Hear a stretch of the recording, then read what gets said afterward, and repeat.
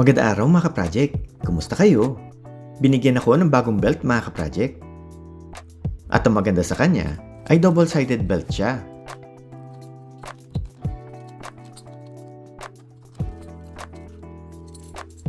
Meron ng kapalit yung luma kong belt. Kita nyo naman, kupas na yung buckle niya. Pero mahaba masyado itong bagong belt. Kaya dapat natin siyang putulin at isakto sa waistline ko mga ka-project. Tara at tuturuan ko kayo kung paano magputol ng bagong belt mga ka-project. Ayan, ilatag natin sila na magkatabi sa sahig para ma-compare natin yung haba.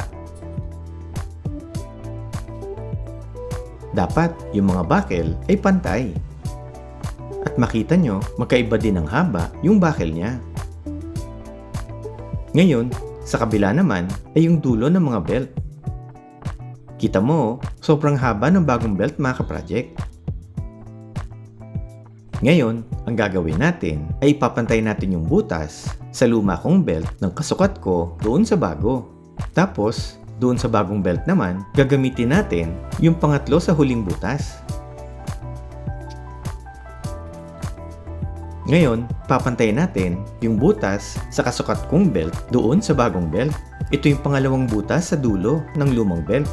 Tapos, sa bagong belt naman, gagamitin natin yung pangatlo sa huling butas.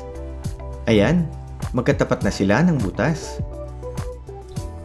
Tapos, sabay natin silang tignan kung hanggang saan ang puputulin natin.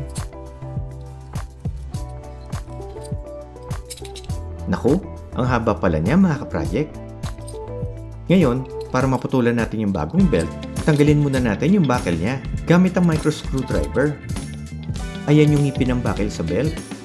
Hatakin lang natin yung buckle at itwist natin para makita yung gap na susungkitin natin.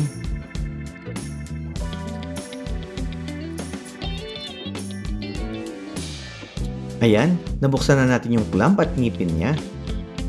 Kaya pwede na tayo magputol ng belt mga ka-project. Tara, tulad kanina, ipantay natin ulit yung butas sa kabilang dulo.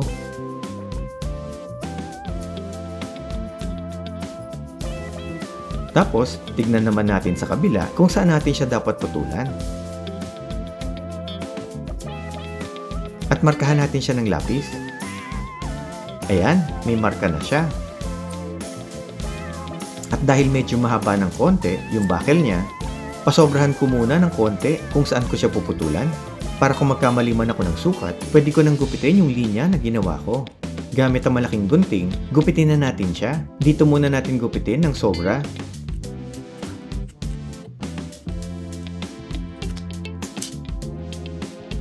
Ayan, gupit na siya. Try nga natin sa buckle niya. Ay, tumatama siya sa center screw ng buckle.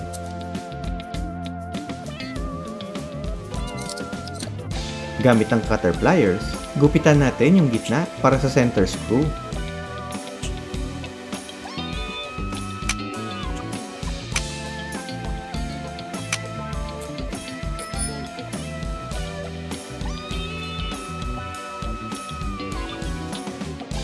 Ayan, swak na siya mga ka-project. Ngayon, pwede natin siyang i-clamp at ipitin ng ngipin yung nagupit nating belt.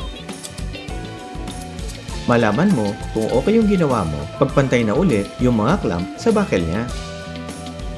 Ayan, ayos na yung bagong belt natin. Pagtabihin nga natin sila ulit, pantay ang mga buckle, tapos tignan natin yung kasukat na butas kung pantay na sila. Ayun, pantay na nga. Ayos na yung pagkaputol natin ng belt mga ka-project.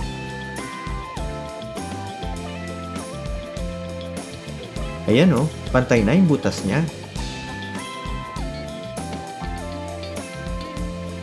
Ayan, subukan na nga natin yung double-sided belt. Ayan o, pwedeng brown at pwedeng black. Parang yung luma ko ding belt, ganito din siya mga ka-project.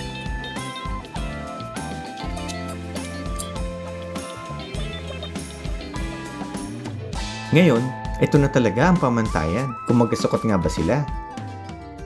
Isusuot ko na siya sa bewang ko mga ka-project. Subukan muna natin yung brown side niya. At itama natin sa pangatlong butas ng bagong belt.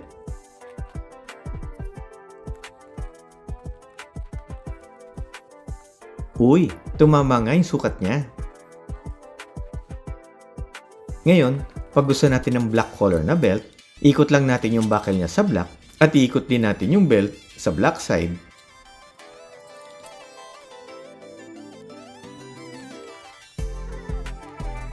Ayan, black belt na siya mga ka-project. Madali lang siyang gawin, di ba? At kaya nyo rin yan mga ka-project. Kung nagustuhan nyo yung video ko or may natutunan kayo, pakiclick naman yung like, don't forget to share, and subscribe to my YouTube channel. Pakiclick na rin yung bell icon para ma-update ka sa mga bagong videos ko. Hanggang dito lang mga ka-project. Maraming salamat!